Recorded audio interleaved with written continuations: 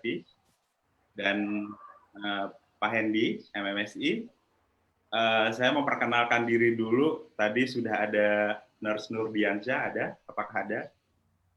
Bisa melambaikan tangan, ada nggak? Ada? Sepertinya termute ya. Baik, kemudian ada Nurse Muhammad Heri Kurniawan, MKers, kemudian ada Nurse Saldi Yusuf, kemudian ada Nurse Hendy MMSI, ada Nurse Yaumil Fajri, ada Nurse Ilzam, dan Mas Sigit Muhammad Nuzul Esker. Ya, baiklah, kami ucapkan selamat datang di Web Talk Empowering Indonesian Nurses to Drive Health Transformation Through the Use of the IT. Topik ini kami angkat karena kami rasa bahwa sudah saatnya perawat informatika Indonesia muncul ke permukaan. Di situasi pandemi seperti ini, kita sangat-sangat membutuhkan peran dari nursing informatics yang sebenarnya kalau kita tahu, dan kita membaca literatur, nursing informatics di dunia itu sudah ada sejak tahun 1960 ya. Namun di Indonesia belum begitu populer. Yang kita kenal ada Bu Dr. Roro Tuti Sri Haryati yang memang benar-benar beliau bisa dikatakan sebagai penemu atau yang memperkenalkan nursing informatics di Indonesia. Kalau kita lihat, beliau sangat concern di disertasi beliau mengangkat tentang topik, kalau kita lihat di jurnalnya, The Effectiveness and Efficiency of Nursing Care Documentation Using Simple Model, yang dijadikan sebagai proyek beliau, dan sekarang sudah ada beberapa rumah sakit yang menggunakan itu. Mungkin kalau mahasiswa keperawatan di FIKUI lebih mengenalnya Simpro Model ya, atau sistem informasi keperawatan model Roro gitu, seperti itu. Nah, pada hari ini kita akan berbincang-bincang dengan pakar nursing informatics di Indonesia, baik dari praktisi dan akademisi. Harapan kami adalah para peserta pada hari ini bisa mendapatkan value baru dan bisa tahu bahwa Indonesia punya para pakar nursing informatics, dan tentunya kita sangat membutuhkan kiprah dan kontribusi kita untuk kemajuan nursing informatics di Indonesia. Ya, baik, saya akan menyapa Bu Roro dulu. Halo Bu Roro. Halo, Assalamualaikum. Halo, Waalaikumsalam. Apa kabar Bu? Alhamdulillah sehat Pak Rahman. Ya, senang bisa bersua dengan Bu Roro dan bersedia. Terima kasih banyak sudah bersedia menjadi narasumber maksud kami di acara pertama Indonesia Nursing Informatics Forum ini. Lalu kemudian pembicara kedua kita ada Pak Hendy, MMSI. Pak Hendy. Halo, apa kabar Pak Hendy? Ya, apa kabar Pak Rahman? Alhamdulillah baik. Ya, oke. Baiklah, sebelum kita bincang-bincang pada pagi hari ini, karena kita akan mengemas kegiatan kita berbeda dengan kegiatan yang lain, kita akan lebih interaktif, akan menanyakan beberapa hal terkait perkembangan nursing informatics di Indonesia. Kita akan mendengarkan, atau ternyata Bu Roro juga sudah menggunakan teknologi informasi untuk menyampaikan materi beliau pada hari ini. Jadi sebelum saya akan atau panitia memutar videonya, saya mengajak semua peserta pada pagi hari ini untuk mensubscribe akun Bu Roro, ya, akun beliau, yaitu di ruang sharing RR Tuti ya. Itu harapannya melalui media ini kita bisa tahu banyak hal tentang beliau. Ya, baik, kami persilakan kepada Mas Heri untuk menyetel videonya terkait. Yang poin aja Pak, karena terlalu panjang kalau yang ini. Oh, ya. Baik, siap. Ya, silakan Mas Heri. Ya, baik. Seperti yang saya sampaikan di awal bahwa kegiatan kita pada hari ini, karena ini kan hari Minggu ya, hari Minggu, jadi kita akan mengemas kegiatannya lebih santai, lebih interaktif, sehingga peserta juga tidak merasa bosan dan peserta tetap berada di depan laptop, tidak kemana-mana karena kita mengemasnya secara santai. Baik, ini sudah ada PowerPoint beliau, dan saya sudah memiliki beberapa pertanyaan. Yang pertama yang ingin kami tanyakan adalah, apakah bisa diceritakan, Bu, awal mula Ibu terlibat dalam pengembangan atau penelitian sistem informasi kesehatan di Indonesia? Silakan, Bu. Dengan saya, Brono, dengan berbangga kita akan diskusi tentang tren, perkembangan, dan peluang nursing informatics di Indonesia.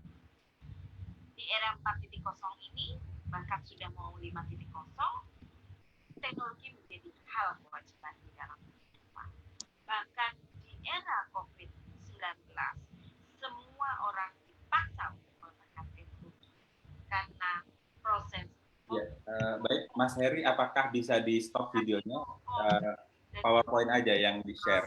Nanti kita akan banyak diskusi. Jadi, jika peserta ingin tahu banyak tentang informasi materi pada pagi hari ini, saya sarankan Anda untuk mengunjungi akun YouTube beliau di ruang sharing RR2T, dan jangan lupa subscribe dan di-like.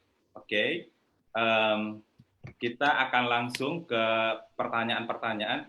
Bu Roro, iya, oke? Sudah. Baik, Pak. Ya. Silakan, Bu. Ya. Kenapa ketertarikan terhadap nursing informatics? Mungkin kalau boleh cerita, awal tahun 2000-an saat saya tergabung di Fakultas Ilmu Keperawatan, kondisinya sangat berbeda seperti saat ini. Saat 2000, 2001, 2002, perkembangan teknologi itu masih belum seperti jamur saat ini.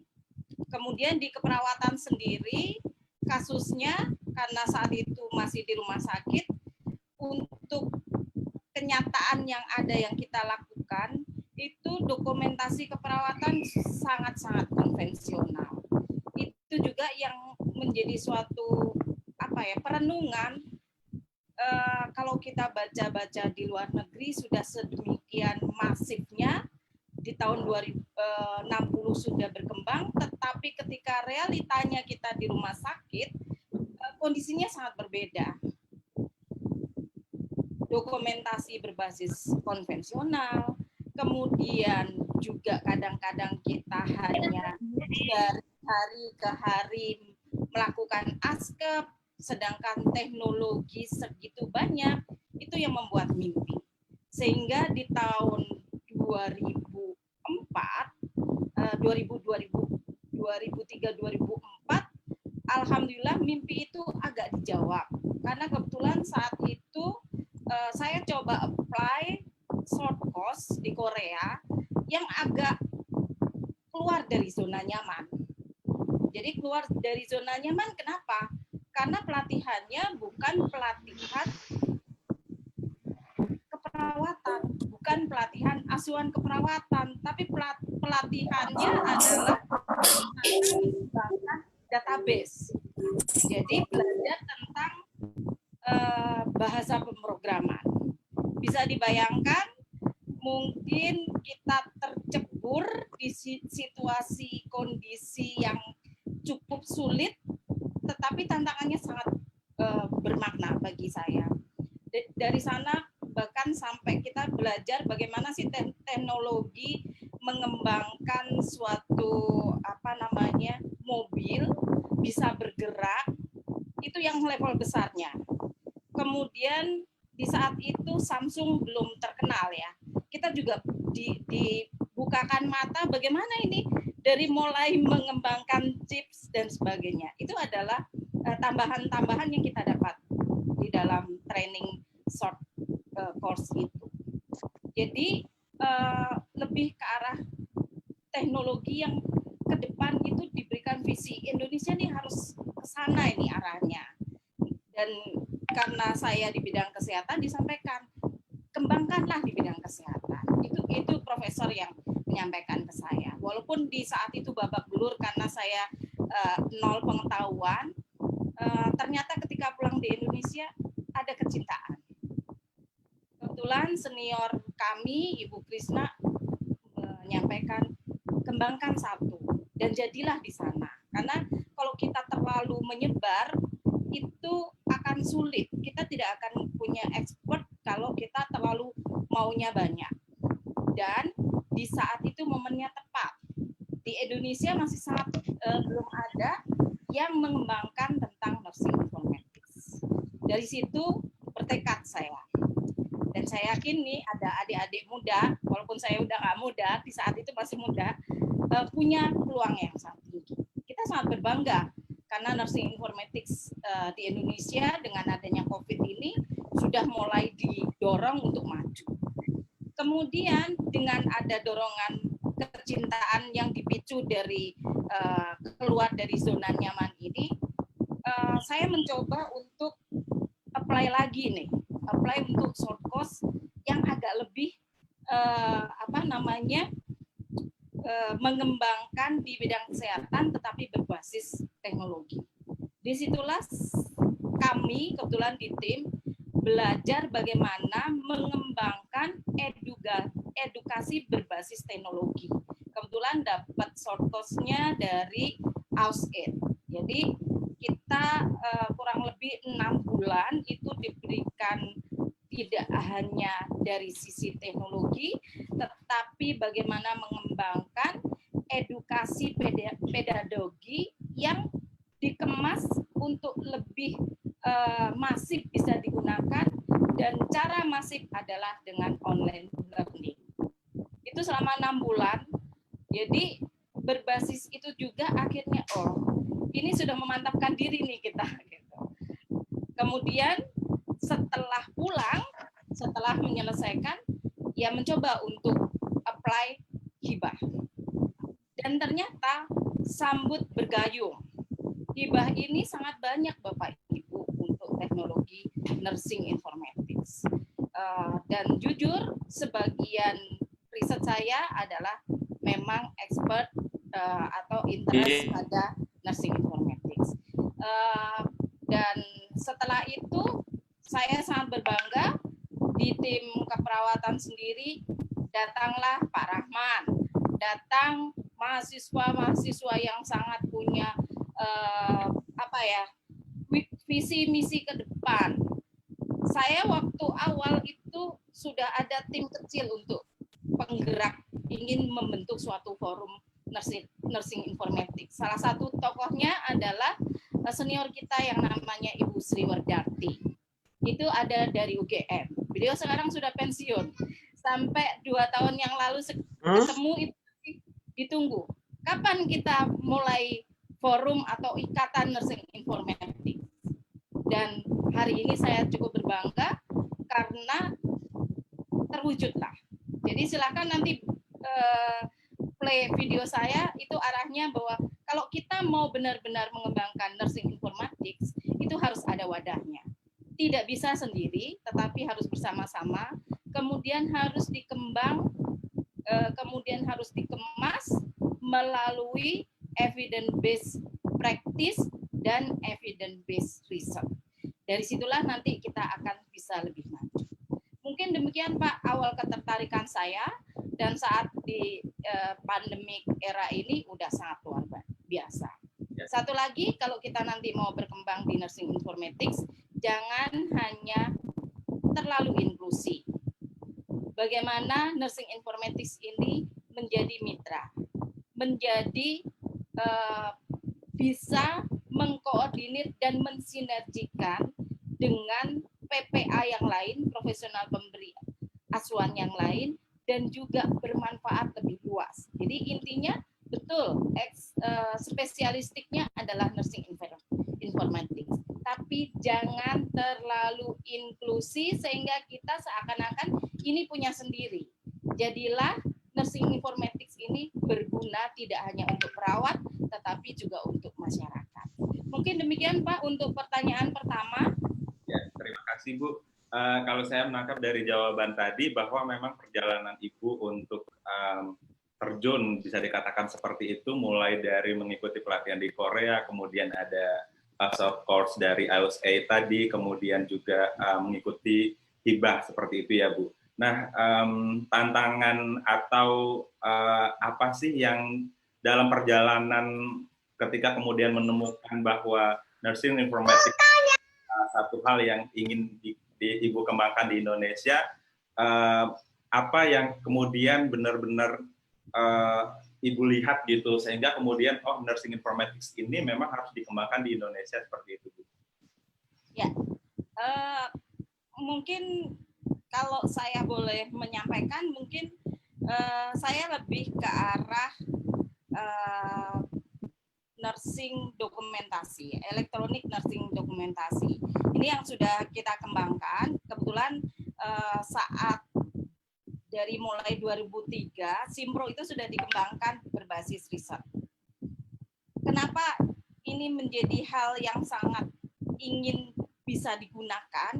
Itu mengingat tadi ketika kita berdinas di ruangan, ternyata apa yang ada di bangku sekolah itu apa ya, jauh dari yang kita ekspektasikan. Itu tahun 2003 ya, namun sekarang mungkin sudah berbeda.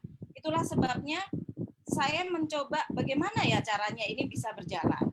Salah satu cara adalah kita memperluas jejaring melalui mencari hibah-hibah. Dan alhamdulillah saat itu mendapatkan hibah dari Ristek, jadi Kementerian Riset dan Teknologi, multi-years. Kemudian tahun berikutnya dapat dari Diknas, multi-years. Dan saya berjanji jangan sampai sistem yang dikembangkan ini hanya diberlakukan di universitas. Karena tadi menjadi inklusi, menjadi hanya milik dari keperawatan. Dan kalau kita berjuang sendiri itu biasanya sulit. Itulah sebabnya setelah mungkin running jadi, sudah diuji coba di beberapa rumah sakit, kita mengembangkan diri. Karena nursing informatik ini nanti kalau baca di YouTube-nya itu ada hal-hal yang mempengaruhi untuk bisa berjalan. Sama nanti berbicara tentang AI, artificial intelligence, berbicara tentang misalnya untuk edukasi berbasis teknologi ataupun big data yang data mining itu diolah dan sebagainya. Salah satunya adalah kemampuan kita dalam yang pertama tata kelola. Kita harus bisa menggandeng siapa yang bisa mengangkat sistem ini menjadi dibutuhkan oleh masyarakat luas. Itu yang pertama. Namun kita sudah punya ide-ide itu. Jadi tata kelola ini harus dipegang. Jejaring bahwa kita ini ada, diperhitungkan baik di lingkungan keperawatan dan yang lain itu harus ada. Salah satu jembatan adalah saya terlibat di dalam organisasi. Itu. Dan saya senang sekali nih ada forum yang mungkin nanti bisa ditingkatkan menjadi himpunan atau ikatan. Nah, setelah sudah settle, kita harus menggandeng. Kalau konteks dari rumah sakit, ya gandeng Persi. Kalau konteks mau berbicara tentang mutu, standarisasi, kita gandeng KAS. Itulah sebabnya di akhir-akhir ini saya lebih berbicara ke sana. Agar sistem ini tidak menjadi inklusi punya kita sendiri. Tariklah ke atas agar ini bisa digunakan secara masif untuk Indonesia. Jadi ada, kalau kita nggak mampu sendiri, ada orang yang nari. Itu seperti itu Pak Rahman. Ya, baik. Tentunya harus punya dulu modalnya. Ya, siap. Dan kita terus kembangkan. Jadi sedikit Pak Rahman, tahun lalu kita pernah ke Taiwan bersama Pak Rahman. Saya juga tampilkan tuh robotnya. Namanya si Temi. Saat awal tuh si Temi, kita ngobrol-ngobrol banyak tuh sampai di kantor developernya ya Pak Rahman. Ya, betul. Kemungkinan bisa digunakan di Indonesia, customize-nya seperti apa. Tapi kita ini kemarin nggak punya daya untuk mengambil itu. Ternyata ada dari Pertamedika, COVID, langsung mereka punya daya. Padahal saat itu mungkin ya ini kelemahan saya juga. Kenapa kita nggak telusurin ya Pak waktu itu langsung kita bawa, kita modal nekat. Nah itu kemudian kita customize ala Indonesia. Nah, hal-hal seperti ini akan bisa terjadi kalau kita punya jejaring yang luas, kemudian juga kita juga terus mengembangkan diri. Kalau expert tentang sistem informasi, tentang teknologi, saya percaya. Ada Pak Hendy yang lulusan dari memang minat ke komputer, banyak sekali. Nurse Heri, Pak Rahman, saya punya banyak nih, kalau kita sebutkan satu persatu, ada Nurse Iksan itu juga punya talenta untuk database, dan banyak lagi nih. Ada Pak Rusdi, Ibnu Rusdi yang juga punya konsentrasi di sana, sangat luar biasa. Kita harus bersatu. Walaupun kita disebutkan kelompok muda, walaupun kita tidak muda, tetap aja kita berjuang untuk tetap muda bisa mengikuti. Begitu ya, Pak Rahman. Ya, siap. Ya, selanjutnya mungkin akan kita fokus untuk setelah forum ini, setelah web talk ini, Bu, nanti kita akan bincang-bincang banyak terkait dengan pembentukan organisasi tersebut. Kami berharap dari para senior akan menjadi penasihat-penasihat untuk forum ini, Bu. Nah, tadi sangat menarik ya, Bu, ya, yang terkait dengan TEMI ini. Nanti saya sekali lagi ini menyarankan kepada teman-teman untuk langsung ke YouTube Bu Roro ya, nanti untuk menyimak. Iya, tadi yang Ibu sampaikan bahwa Ibu bukan lebih tertarik ya, artinya memang di akademisi dan di praktisi juga Ibu mengembangkan nursing informatics ini. Nah, tadi fokusnya ke nursing documentation.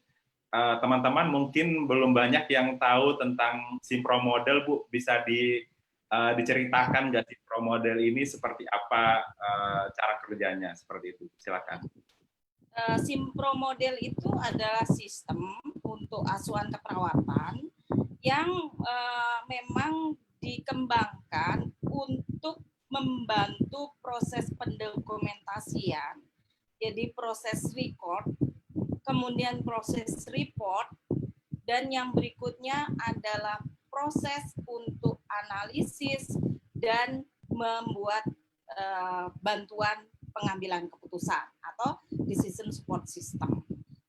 Sistem ini memang dikembangkan kalau cikal bakalnya di tahun 2003, masih awal menggunakan sistem yang sangat sederhana, menggunakan Microsoft Access, kemudian terus dikembangkan sampai terakhir menggunakan bahasa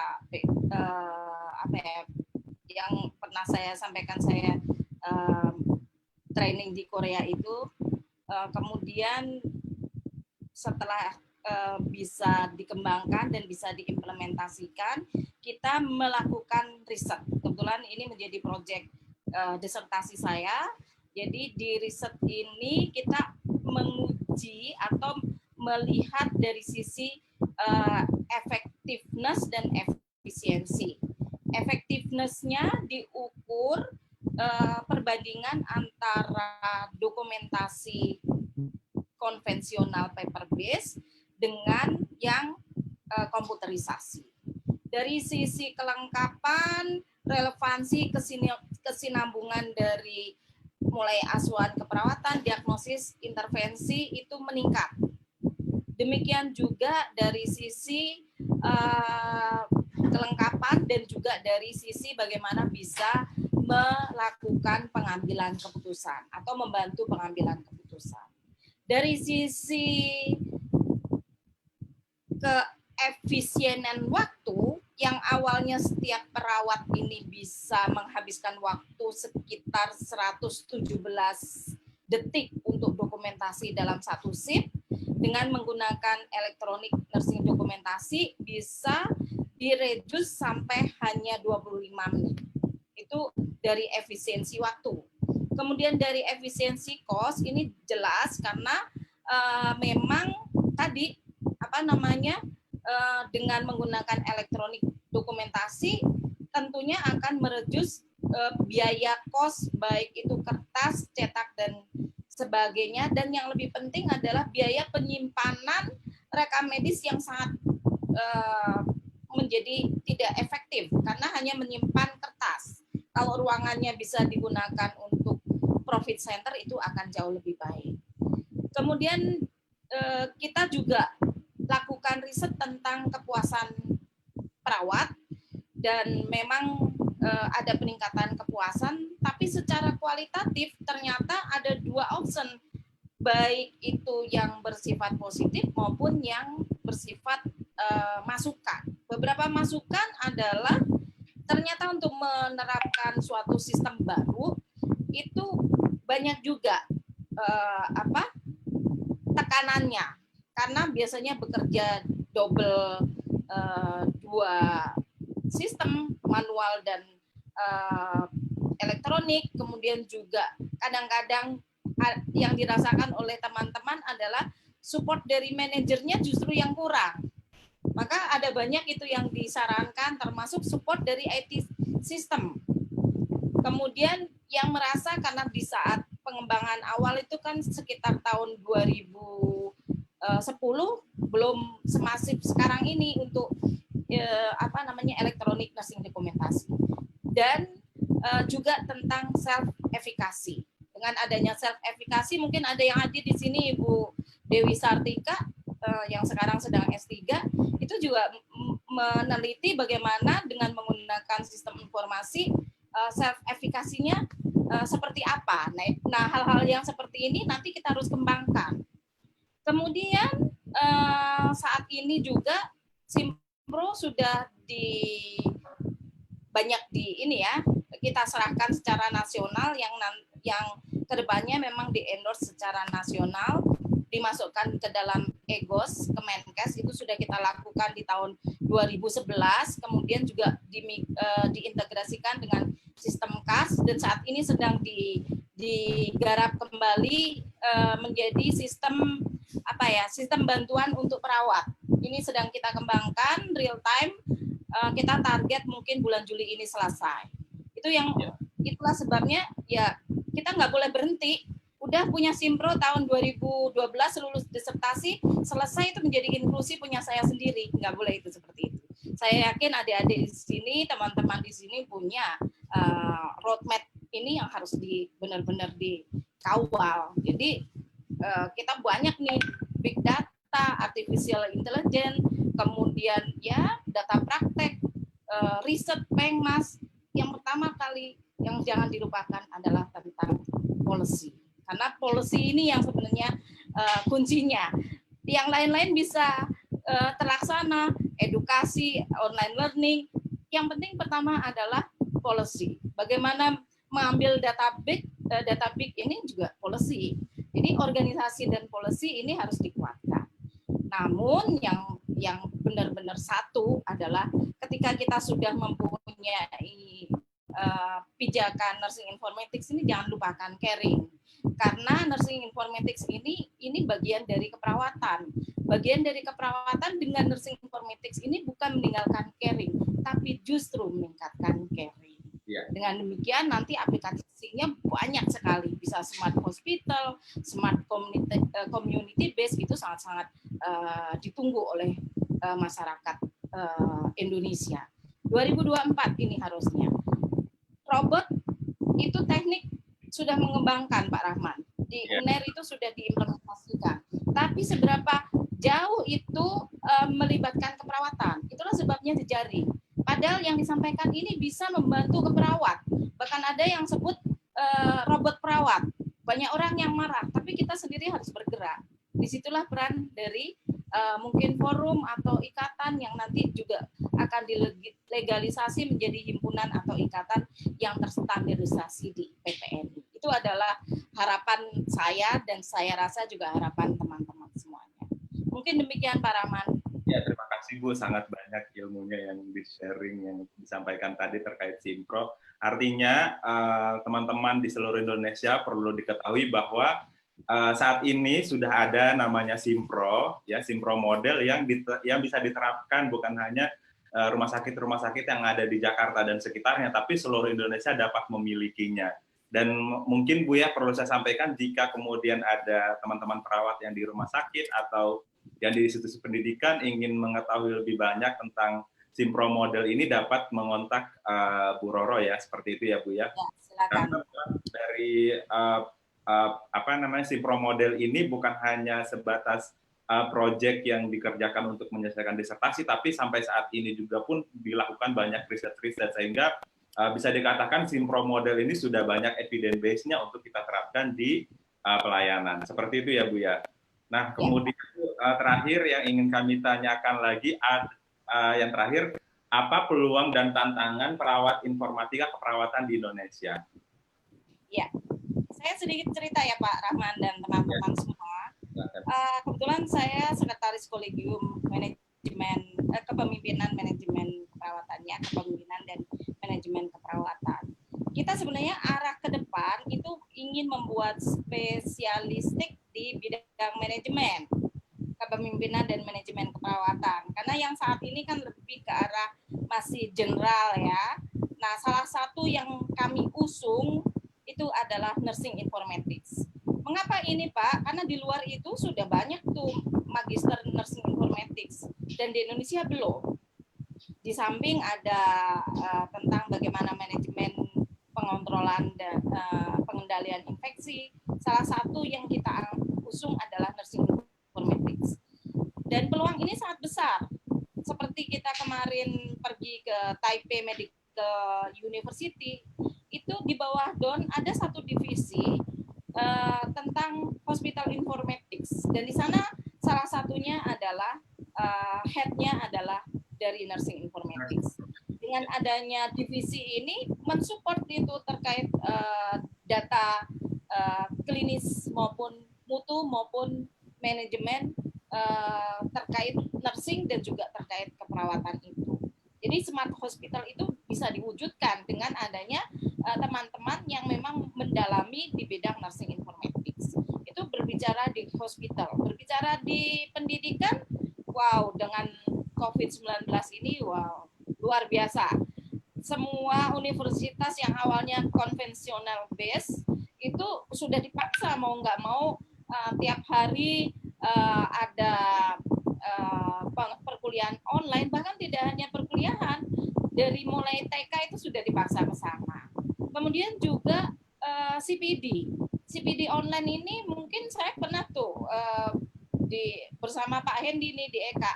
Waktu itu awal melakukan webinar yang diikutin dengan sampai saya ingatnya ada Maluku, ada Irian dan sebagainya. Tapi setelah itu ada constraint terkait bagaimana SKP-nya. Namun dengan era COVID ini 5.0, 4.0 itu sudah menjadi bukan lagi barier karena sudah justru didorong dengan kondisi ini. Jadi di bidang edukasi juga berkembang.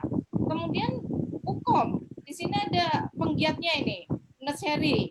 Iya betul. Ya. Apa peluang yang nggak bisa kita ini kan ya? Karena banyak sekali gitu yang bisa diinikan. Kemudian inovasi-inovasi, ada robot, ada augmentasi, kemudian apa Pak kemarin artificial intelligence itu luar biasa. Itu saya pelajari di tahun 2003. Ya kita harus bergerak mulai hari ini gitu. Karena 2003 itu sudah ada di Australia video conference, nursing conference, kemudian telekonferensi itu menjadi hal-hal yang sudah kita pelajari di luar negeri di tahun yang lampau. Kemudian yang berikutnya ini peluang sangat yang baik tentang mendorong praktek klinik berbasis teknologi. Ya, betul. Di KKI di medis itu sudah punya tentang telemedicine. Permenkesnya sudah ada. Kemenkes sudah mengembangkan yang namanya temenin. Nah di keperawatan bagaimana? Mungkin nanti setelah ada konsil itu juga harus digarap tentang telenursing. Bagaimana bisa dilakukan.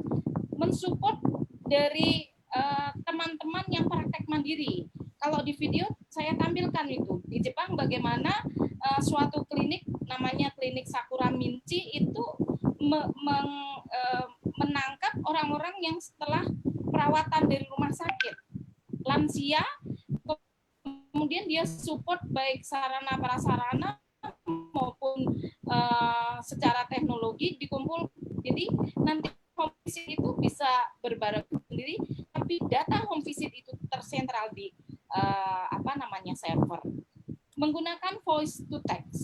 tidak banyak tulis-menulis, kita berbicara langsung di-generate dan kemudian masuk ke dalam server. Luar biasa sekali. Dan yang tidak boleh dilupakan ya tentunya dari sisi pengabdian masyarakat. Kemudian setelah kita inovasi-inovasi baik secara alat, software, hardware itu ada, ya kita harus implementasikan dalam pengabdian masyarakat. Jangan hanya sekedar membuat prototipe kemudian selesai, harus ditanamkan, ini harus bisa dilaksanakan. Nah, itulah sebabnya kita harus kerjasama, karena mungkin ada keterbatasan. Kita punya ilmu substansi keperawatan, ada juga yang punya talenta di teknologi dan informasi.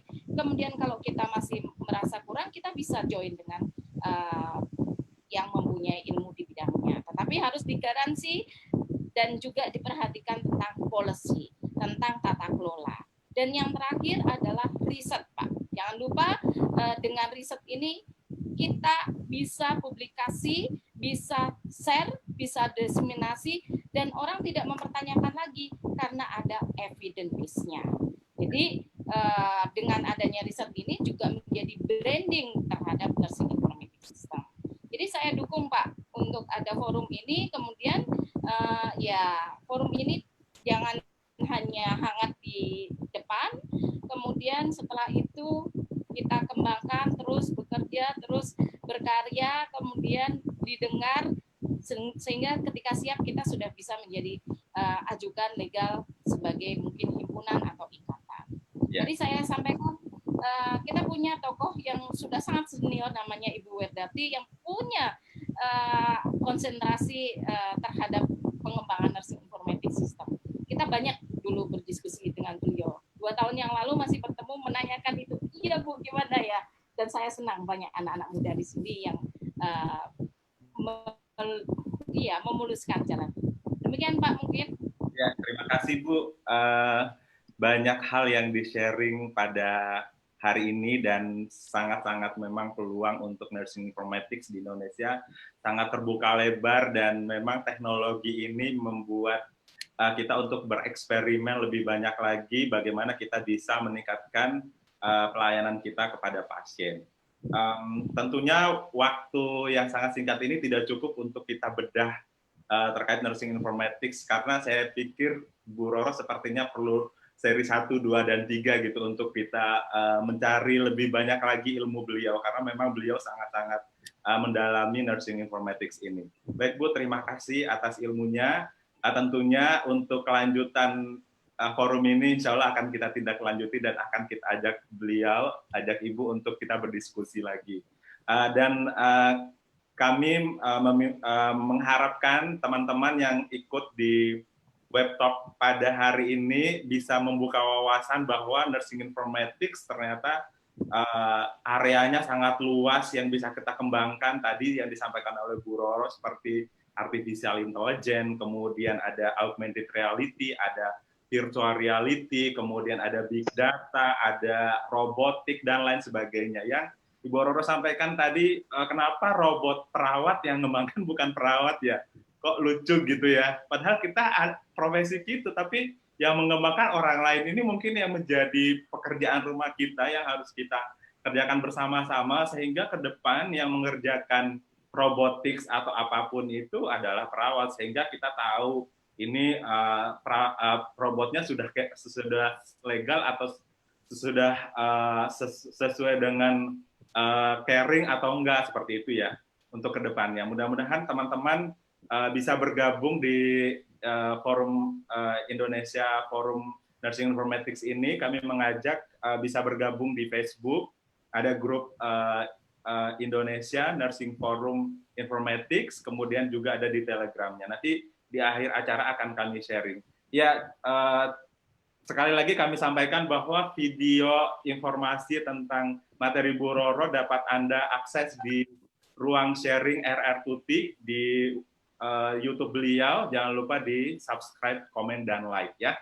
Kita butuh support dari teman-teman semua untuk media-media seperti ini, sehingga teman-teman akademisi atau praktisi dari keperawatan bisa kemudian kita support konten-kontennya. mungkin juga teman-teman yang peserta di sini jika punya akun kanal YouTube bisa mempromosikan di sini sehingga kita bisa subscribe rame-rame, kita like rame-rame, dan itu bisa meningkatkan jumlah views dari para konten kreator dari ilmu keperawatan.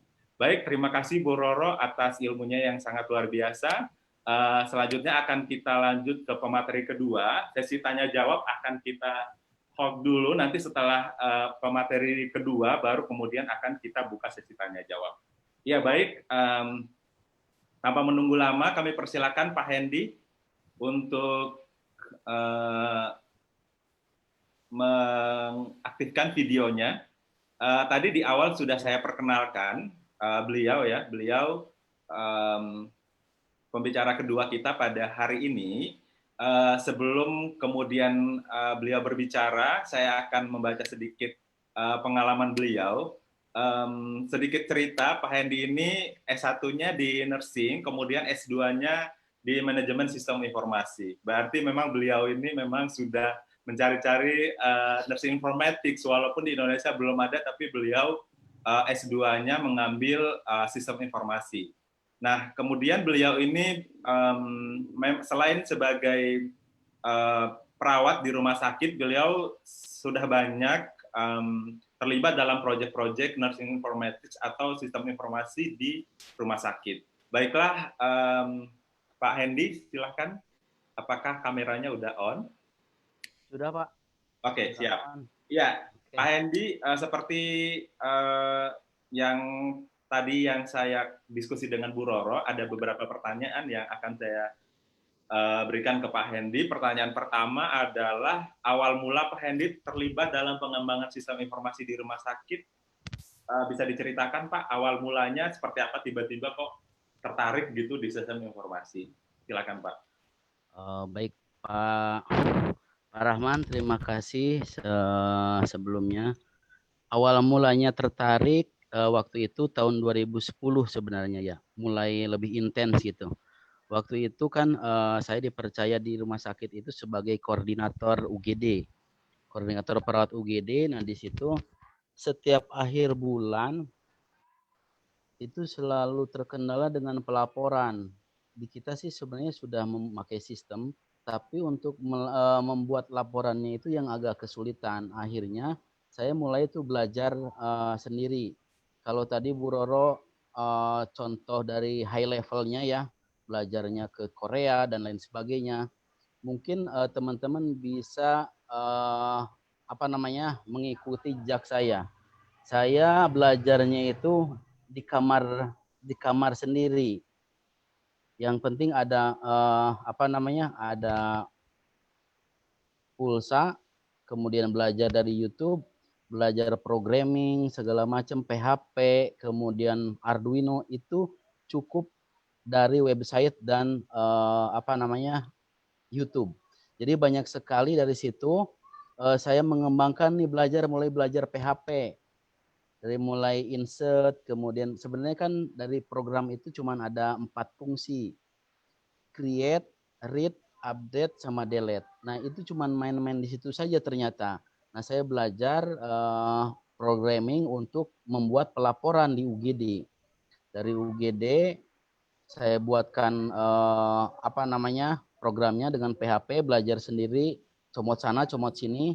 Akhirnya jadi sistem pelaporan, yaitu awal mulanya sehingga saya tertarik untuk mulai membuat sistem klinik, sistem nursing informasi system, sampai dengan learning management system. Jadi ada sekitar 4 aplikasi yang sudah saya buat gitu Pak. Jadi akhirnya dari situ ketertarikan saya udah mulai sejak dari 2010. Tadinya sih karena terpaksa gitu Pak. Tapi akhirnya menyukai dengan sistem coding-codingan seperti itu sampai sekarang. Ya, baik. Berarti awalnya terpaksa dulu, lama-lama malah kemudian meminati ya. Jadi keterusan Pak, sampai akhirnya 3 tahun terakhir ini saya bekerjanya di divisi IT, bukan divisi keperawatan lagi. Karena ada proyek untuk digital transformation, mau mengarah ke rumah sakit digital, akhirnya saya ikut dalam tim tersebut, Pak. Dalam tim digitalisasi hospital, saya di bagian tim keperawatannya. Oke, Begitu, berarti bisa dikatakan kalau di struktur yang seperti disampaikan Bu Roro tadi, Bapak di bagian nursing informatics-nya ya Pak ya? betul. Ya. Karena kalau bicara soal hospital information system, itu luas sekali. Mulai penunjang, kemudian ERP, dari end to end gitu Pak. Ya.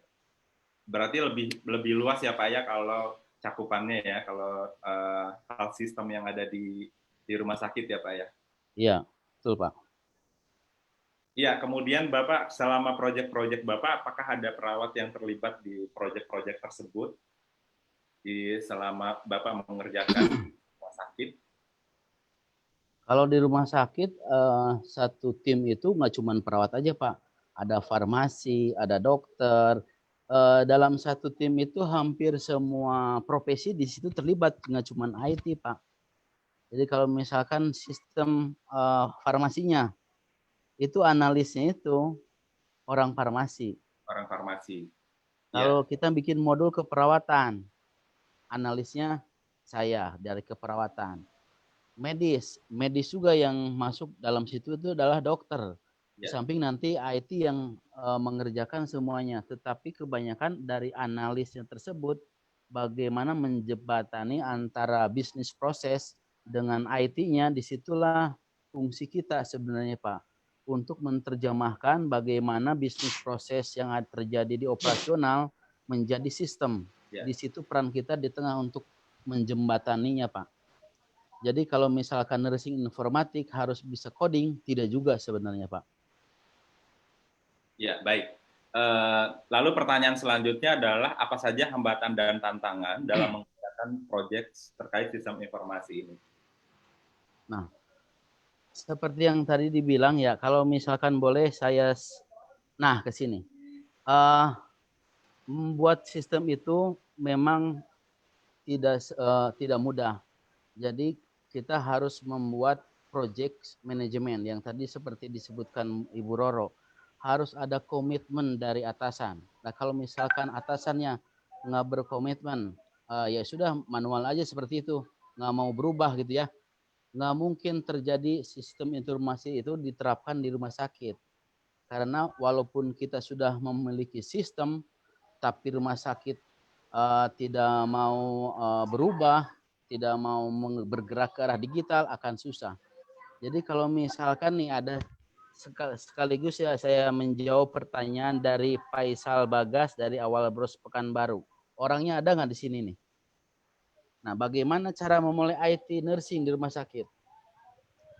Mungkin ya yang namanya sistem di rumah sakit itu yang biasanya pertama kali hadir itu adalah billing system. Ya, walaupun di rumah sakit belum ada IMR, tapi biasanya billing system itu sudah ada. Nah, bagaimana nursing informatik itu bisa IT bisa dibangun? Nah, mulailah dengan project. Misalkan kita diperawat di sebuah rumah sakit, kebetulan billing system ada. Artinya kalau billing system ada berarti jaringannya pun ada. Mungkin juga wifi-nya ada. Nah, disitulah kita membuat project untuk nursing di rumah sakit. Contoh yang paling bagus itu ada di rumah sakit RS Banyumas. Mungkin ada yang kenal dengan Pak Jason dari rumah sakit. Dialah yang memulai IT nursing di rumah sakit. Tadinya billing system, kemudian Pak Jason ini membuat project untuk nursing di keperawatan. Selain nursingnya juga menggunakan sistem IMR, nah dari bidang keperawatan juga ternyata mendapatkan revenue. Si perawat pun dapat kebagian jatah kuenya dari project ini. Nah ini yang paling sulit ya tentu dari kebijakan pemilik atau rumah sakit, pimpinan rumah sakit. Kalau ini belum ada, ini akan sangat susah. Tapi kalau sini ada, makanya ini harus ada komplit tiga-tiganya nih. Ada people, proses, dan teknologi. Nah proses di sini nih. manajemen rumah sakit harus menyetujui dulu dan harus membuat proyeknya. Kalau sudah ada proyek, artinya kan harus ada orangnya. Ada nggak orangnya yang mau mengerjakan? Kalau misalkan manajemennya sudah tahu, sudah mau bertransformasi ke arah digital, tapi SDM-nya nggak mumpuni, IT-nya nggak ada, kurang. Perawat nursing juga nggak ngerti, tentunya nggak ngerti bagaimana cara coding. Nah ini juga nggak bisa dijalankan. Dan terakhir, teknologi itu adalah yang ketiga malah Pak. Jadi setelah ada people, proses, baru teknologi apa yang akan digunakan. Teknologinya bisa yang paling mahal sedunia, bisa juga yang gratis. Itu sangat memungkinkan tergantung dari budget rumah sakit.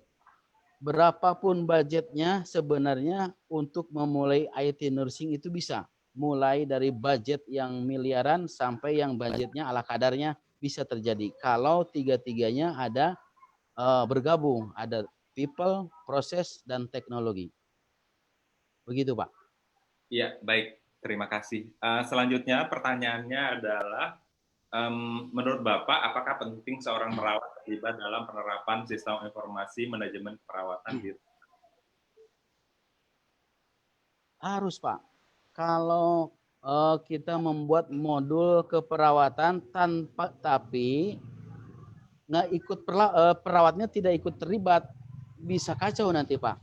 Yang harusnya mempercepat pelayanan malah jadi memperlambat, gitu Pak. Jadi si perawat ini yang harus bisa menerjemahkan proses bisnis yang terjadi di keperawatan menjadi aplikasi, dan itu tugas yang tidak mudah Pak. Jadi kalau misalkan itu diserahkan sama orang yang bukan keperawatan, jadinya nggak tahu gimana jadinya. Mungkin bisa jadi memperhambat, mungkin juga tidak sesuai dengan yang kita inginkan, seperti itu Pak. Dan proses pembuatannya pun mungkin kita harus bicaranya panjang kali lebar dengan orang IT-nya. Karena nursing tidak ngerti IT, dan IT nggak ngerti nursing. Disitulah letak nursing informatika. Ini berlaku buat pasangan, gitu Pak. Berlaku juga buat. Pertanyaan terakhir adalah pandangan Bapak terhadap jadi informasi sekali lagi di Indonesia seperti apa Pak? Fokus pada saya bangun kenal nursing informatik itu. yang menyenangkan Informatika itu dari 2006 sejak dari RS Banyumas ini ya. Sampai sekarang 14 tahun, tapi perkembangannya kalah dengan 3 bulan terakhir ini. Sangat pesat Pak. Nah, kedepannya saya kira yang tadi disampaikan Bu Tuti ada mulai dari data science, ada dari mulai AI, vision, computer vision, banyak sekali peluang-peluang yang kedepannya untuk profesi nursing informatik ini ya. Terutama ke depan semua rumah sakit akan berlomba-lomba menjadi rumah sakit digital. Pengalaman yang saya lalui sekarang ini, banyak teman-teman kita yang kekurangan pekerjaan. Tetapi di IT Pak, saya hampir kewalahan untuk mengerjakan proyek-proyek IT. Bayangkan yang tadinya rumah sakit itu tidak ada nursing, telemedicine. Sekarang dengan adanya COVID diada-adakan. Mau kesukaannya diada-adakan. Dibuatlah, dan itu harus ada pekerjaan IT tentunya.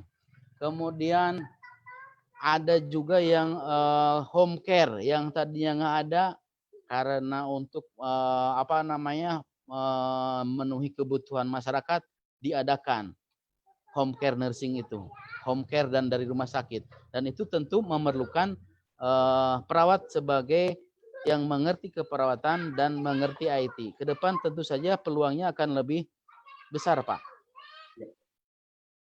Ya, baik. Terima kasih Pak Hendy sudah menjelaskan terkait pengalaman Bapak, kemudian peluang-peluang penerapan nursing informatics di rumah sakit. Terima kasih. Sepertinya pertanyaan saya sudah habis. Ya, dan selanjutnya akan kita buka sesi tanya jawab kepada peserta yang ingin bertanya. untuk dua pemateri kita pada siang hari ini kami persilahkan. Bisa melalui chat atau bisa langsung melalui video. Silakan.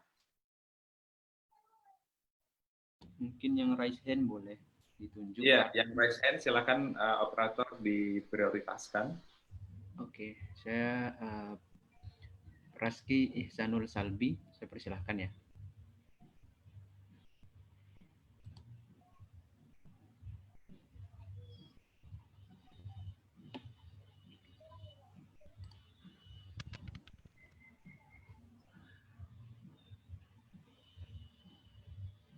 Halo.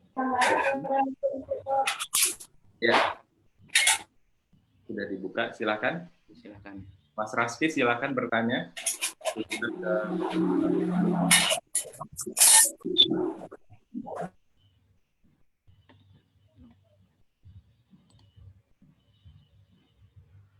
Oh, hilang ternyata.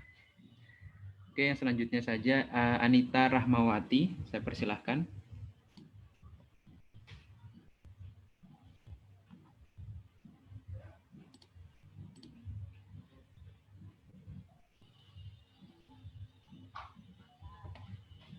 Apakah ada Anita Rahmawati? Di-unmute dulu kali ya.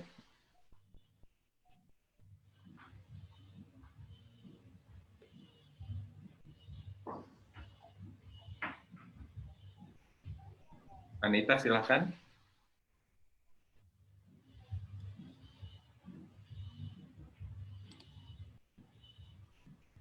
Di-unmute dulu kali ininya.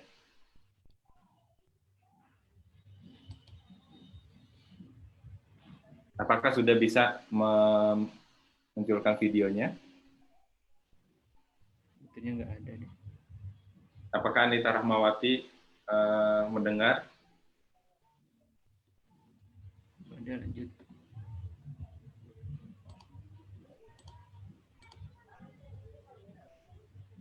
Silakan para peserta jika ada yang ingin bertanya. Iya, itu ada Pak Asriyadi ya. Pak Asriyadi silakan bertanya. Ya, saya buka. Ya, silakan. Ya, makasih Pak Rahman. Ya, ya perkenalkan saya Asriyadi. Sekarang saya di sudah masuk semester 2 sih Pak di FIK UI. Ini rencana disertasi saya Pak tentang temanya tentang continuity care, keberlanjutan keperawatan dari pasien dari rumah sakit ke puskesmas. Nah, oleh karena itu saya sepertinya harus berbicara dengan IT karena mungkin saya harus membuat suatu aplikasi nanti. Nah, kira-kira hal apa nih yang saya lakukan pertama dan hal apa yang harus saya sampaikan kepada teman yang akan membuatkan saya nanti ini aplikasinya. Makasih Pak. Ya, pertanyaannya ditujukan ke? Dua-duanya kalau bisa. Oh, siap. Ya. Ya, kami persilakan kepada Bu Roro untuk menjawab pertanyaan dari Pak Asriyadi.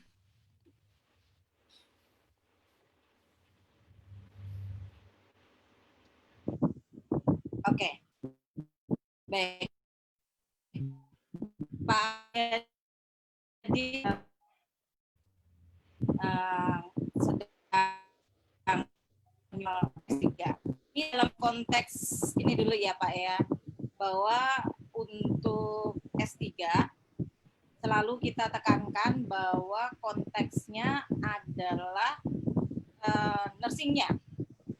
Jadi kalau kita berbicara tentang teknologinya adalah sama sih, teknologi ini adalah untuk supporting tentang nursingnya. Itu karena kita nanti keluarnya adalah dokter ilmu keperawatan. Itu yang pertama. Kemudian tentunya untuk membuat suatu sistem ataupun teknologi didasari dengan basis teori. Karena ini berbicaranya tentang disertasi ya. Nah, teori keperawatan mungkin perlu dipadukan dengan teori dari perawat yang sudah menggunakan informatics. Banyak itu teori caring di teknologi itu ada Logsin, kemudian ada banyak yang bisa digali sehingga nanti itu menjadi dasar. Jadi di samping ilmu keperawatannya ada ilmu nursing informatics. Nah, setelah itu baru diterjemahkan yang dibutuhkan apa sih? Berupa sistem manajemen atau apa gitu. Atau hanya sekedar modeling atau seperti apa. Nah, dari situ saya sangat setuju nih dengan Pak Hendri. Kita fungsikan kita sebagai sistem analis. Dimulai dari identifikasi Tuhan.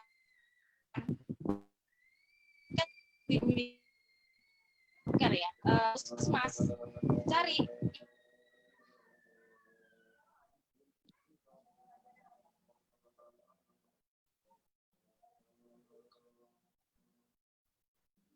Maaf Bu Roro, sepertinya terputus-putus suaranya.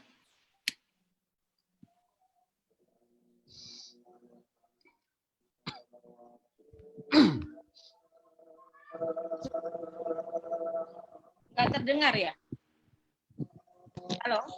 Putus-putus Bu, mohon bisa diulang. Ya, jadi yang langkah pertama kita jadi analis sistem, lakukan, sudah kedengeran? Sudah Bu.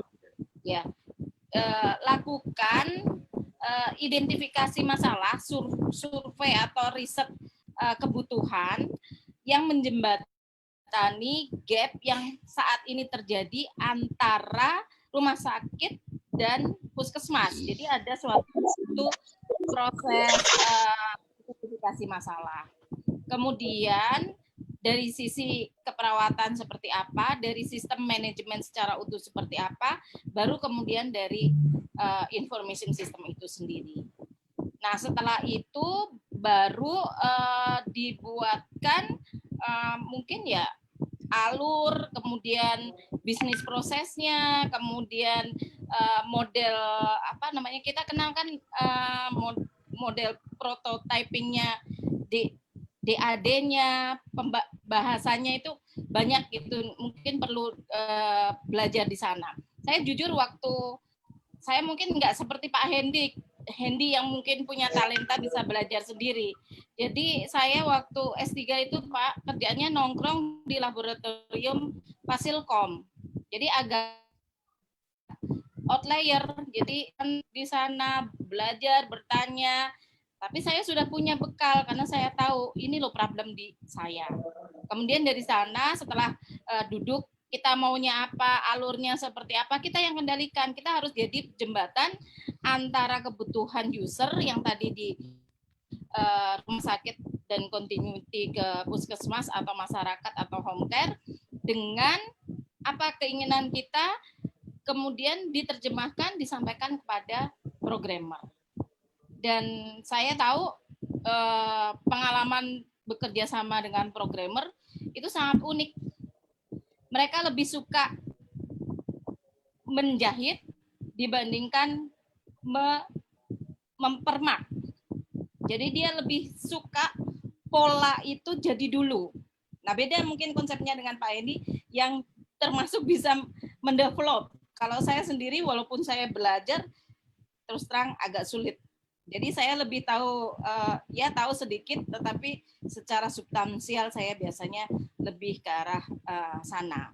Kemudian setelah itu ya ada proses UAT, nanti trial error, kemudian UAT user acceptance test, kemudian nanti kalau kita berbicara bagaimana implementasi, kita punya suatu sistem namanya apa namanya? Readiness teknologi level. Kemudian kalau ini mau dikembangkan menjadi suatu yang bisa diimplementasikan dan mempunyai nilai strategis, kita mempunyai pendekatan misalnya BMC. Jadi apa namanya, bisnis Canva modelnya itu ada. Jadi siapa sih stakeholder kita, siapa apa namanya kolaborator kita, siapa SDM yang akan menyupport, siapa policy maker-nya, kemudian tentunya adalah software maupun hardware-nya sendiri. Mungkin demikian Pak. Kalau secara teknis mungkin Pak Hendy bisa menambahkan. Terima kasih Pak Rahman. Ya, terima kasih Bu Roro. Selanjutnya silakan Pak Hendy menjawab. Baik Pak, ini kan tentang development system ya. Nah kalau artinya untuk membuat sistem, artinya kan harus ada analisa dulu ya Pak ya. Analisa kebutuhan, bagusnya kalau memang ada IT-nya, bicaranya sama IT analis dulu Pak. Panggil IT analisnya, kemudian kalau bisa kasih kursus singkat terkait yang apa yang Bapak inginkan.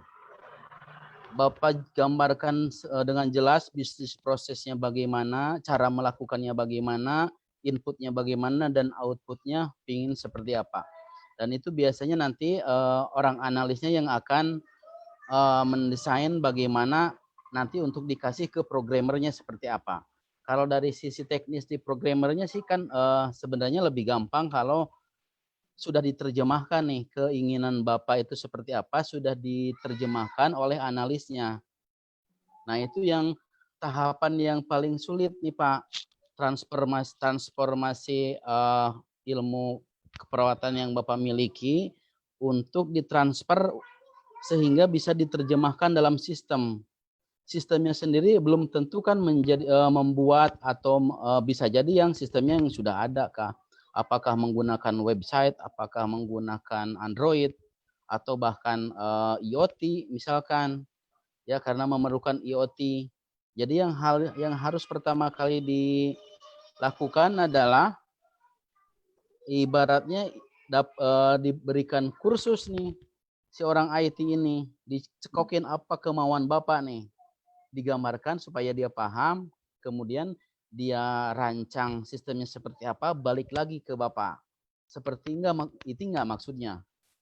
Jadi kan terus begitu Pak, karena kan untuk develop suatu sistem itu kan ada siklusnya. Jadi si namanya sistem tidak pernah mati, tapi terus dia bisa berkembang. Dari nursing informatik bisa menjadi hospital information system. Juga kebutuhan Bapak juga tentunya harus disesuaikan, apakah ini untuk di rumah sakit atau untuk di community, seperti itu Pak. Dan tentu yang tadi people, process, teknologi itu tiga-tiganya harus Bapak cari. Kebijakannya bagaimana, kemudian orangnya seperti apa, dan teknologinya apa yang mau digunakan. Gitu Pak. Ya, barangkali bisa memberikan sedikit pencerahan, Pak. Ya. Terima kasih Pak Hendy. Bu Roro, terima kasih. Mohon bimbingannya selalu Ibu. Ya, terima kasih Pak Sriadi sudah bertanya, dan terima kasih Bu Roro dan Pak Hendy sudah menjawab pertanyaan dari Pak Sriadi. Ya, selanjutnya ini saya bacakan pertanyaan dari chat ya. Ini dari mahasiswa nih, jauh-jauh dari Muhammadiyah Banjarmasin, Nur Aida. Izin bertanya, untuk kedua pemateri, bagaimana peran nursing informatics dalam pelayanan di rumah sakit untuk saat ini? Apakah sudah maksimal khususnya di masa pandemi? Terima kasih. Silakan mungkin Pak Hendy dulu menjawab. Nursing informatik ya. Secara formal nursing informatik di Indonesia kan sebenarnya belum ada ya. Cuman orang-orang perawat-perawat yang bekerja mengolah data itu pasti sudah ada. Yang namanya nursing informatik itu tidak selalu harus menggunakan sistem yang canggih. Seorang nursing informatik bisa saja menggunakan tools yang biasa digunakan, yaitu Excel, Pak. Nggak menduga ya, Excel itu adalah tools yang sangat powerful. Dia bisa membuat formula, dia bisa menganalisa, membuat grafik, dan lain sebagainya. Saya pikir di rumah sakit walaupun sistem nursing informasinya belum ada, masih tetap akan dibutuhkan di rumah sakit. Seperti itu, Pak. Ya, terima kasih. Silakan Bu Roro ingin menjawab. Jadi implementasi nursing informatics itu sudah ada dari sejak lama. Namun mungkin karena belum terhimpun, ini seakan-akan kita nggak ada perannya. Di rumah sakit sendiri saat ini kan sudah ada Permenkesnya tentang elektronik sistem elektronik SIM elektronik di rumah sakit. Bahkan di standar SNAF sendiri itu ada standarnya yang diwajibkan menggunakan sistem, dan sudah di-encourage tidak hanya bersifat yang tadi misalnya Excel, itu sudah mulai di-encourage ke arah ke electronic medical system. Nah, apa perannya? Mungkin kita sendiri kurang menyadarin bahwa kita sudah sangat berperan. Contoh misalnya di rumah sakit ada IPCN. Nah, di sana dari mulai sistem surveillance, kemudian sistem analisis, sistem supervisinya, itu mau tidak mau di samping tadi ada menggunakan Excel itu sudah basisnya, saat ini pun rumah sakit, terutama yang sudah terakreditasi, itu menggunakan sistem Sismadak. Jadi mau tidak mau dia akan masuk ke dalam sana. Demikian juga IMUT, indikasi mutu. Di keperawatan banyak yang terlibat di dalam indikasi mutu. Indikasi mutu nasional yang ditetapkan 12 saat ini, salah satu yang diukur adalah waktu asesmen dan ketepatan asesmen keperawatan. Itu sangat dasar. Kemudian kepatuhan terhadap hand hygiene. Nah, banyak sekali, dan saya yakin kalau yang terkait selain mutu terkait manajemen itu sangat banyak. Indikator mutu selalu dikumpulkan. Itu adalah hal-hal yang secara tidak langsung kita sudah mempraktekkan. Tinggal saat ini harus dihimpun sehingga menjadi kekuatan. Jangan hanya sebagai penyetor data, hanya sebagai misalnya saya dapatkan nih Excel. Nah, ini kita kembangkan arahnya bagaimana secara ke depan data-data ini diolah menjadi evidence base, itu akan sangat baik. Kemudian karena kita sudah punya expert, mungkin ya kita kembangkan dengan baik. Gandenglah policy maker, itu saya selalu sarankan. Kalau misalnya kita sendiri-sendiri, kita mungkin akan basisnya di rumah sakit itu sangat bagus, tapi kalau bisa dinaikkan ke nasional itu juga sangat bagus. Dengan adanya Sismadak itu mau tidak mau data bisa naik ke atas. Kebutuhannya sangat banyak. Ada Sismadak, ada Redosko untuk yang akreditasi, ada EGOS, ada Siranap, ada ini, semua perawat berperan di situ. Hari ke hari di situ. Tinggal kita harus branding bahwa saya ini loh memang sudah berperan. Tentunya kan ini bersifat levelnya keseluruhan. Nanti harus ada yang menghimpun. Ini contoh misalnya di nasional ada Pak Hendi. Ini di nasional di rumah sakit beliau yang akan mengkalahin. Dia adalah sebagai tim analis, mungkin juga sebagai manajernya. Nah, yang di level teknis itu ya sebagai user. Selama ini kita sudah menjadi user. Tinggal ditingkatkan menjadi sistem analis, menjadi researcher-nya, menjadi mungkin terlibat dalam pengembangan yang lebih ke arah ini ya, thinker-nya ya, bukan hanya diminta ini itu, tapi lebih ke arah thinker-nya, pemikirnya, kemudian juga menjadi suatu expertise di sana. Itu tinggal dikembangkan. Ini justru yang mendorong adalah forum ini mungkin Pak Rahman. Gitu. Ya, terima kasih Bu Roro. Selanjutnya nih ada pertanyaan buat Bu Roro terkait dengan penerapan telenursing. Nah, bagaimana pendapat Ibu untuk peluang praktik perawatan mandiri, nursing informatik, contohnya pelayanan monitoring home care dengan menggunakan virtual assessment bagi pasien yang membutuhkan konseling via virtual di samping home visit. Ini pertanyaan dari Elizabeth Tarihoran dari Ukrida. Ya, silakan Bu. Sangat peluang tinggi. Kalau kita berbicara Permenkesnya, itu sudah ada Permenkes berapa saya lupa, 20 ya kalau nggak salah, tentang telemedicine. Silakan dibaca.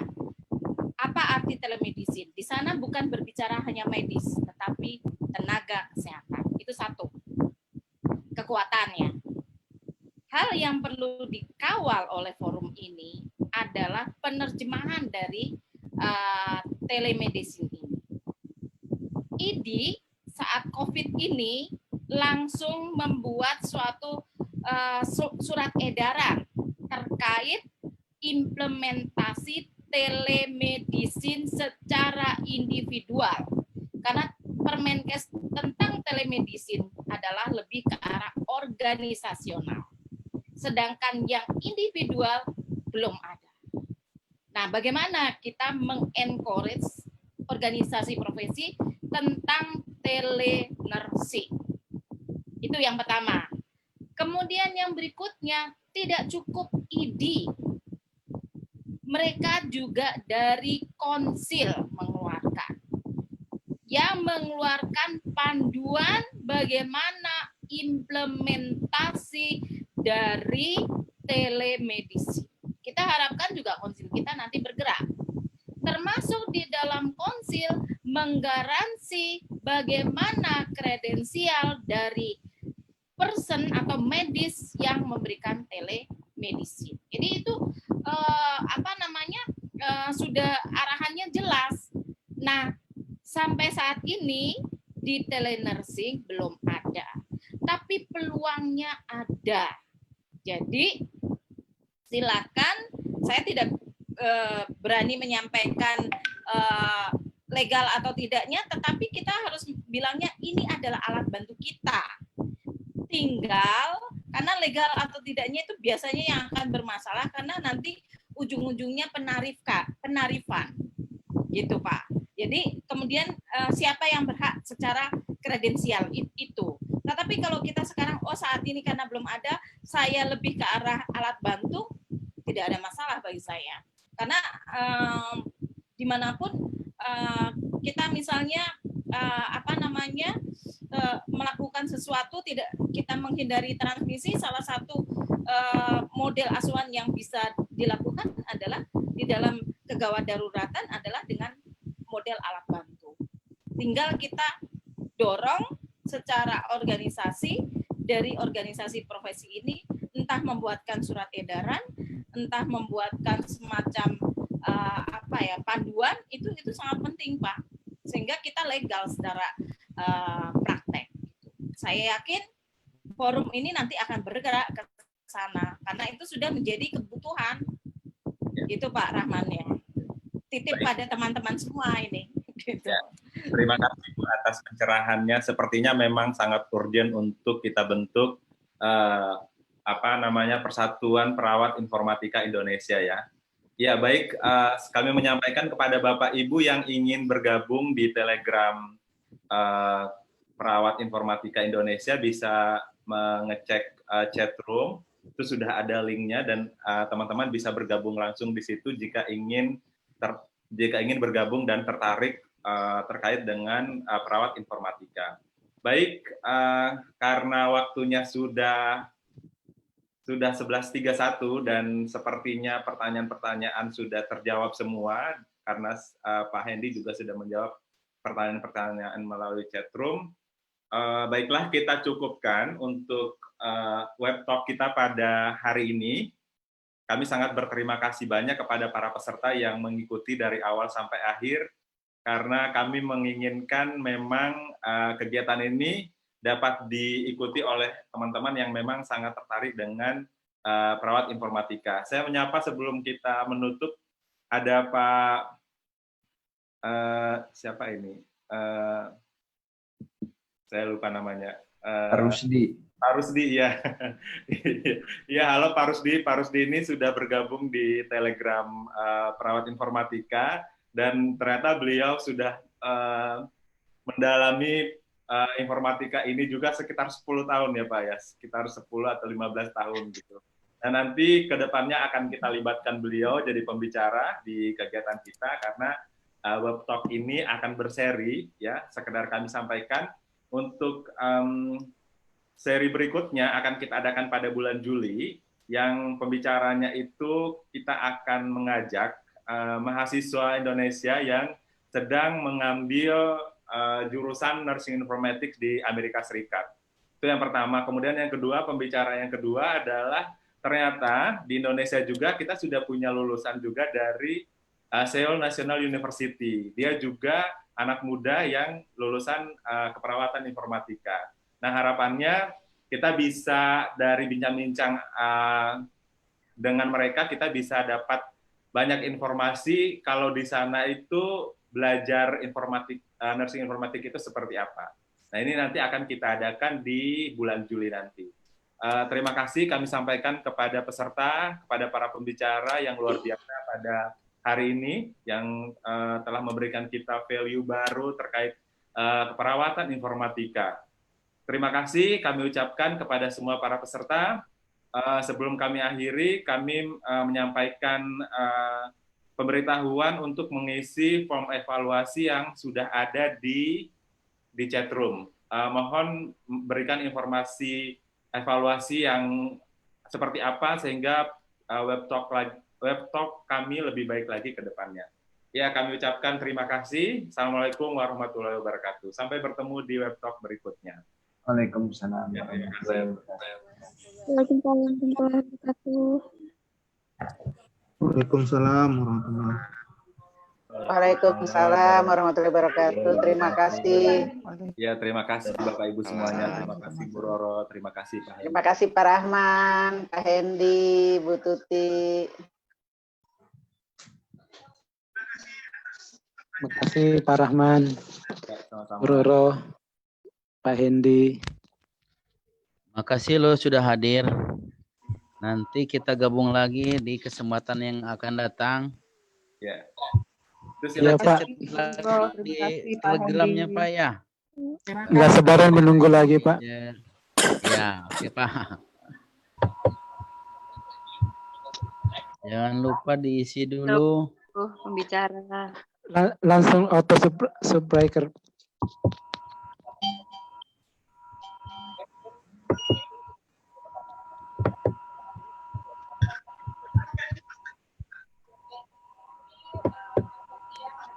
Izin live ya. Ya, silakan. Bu. Akan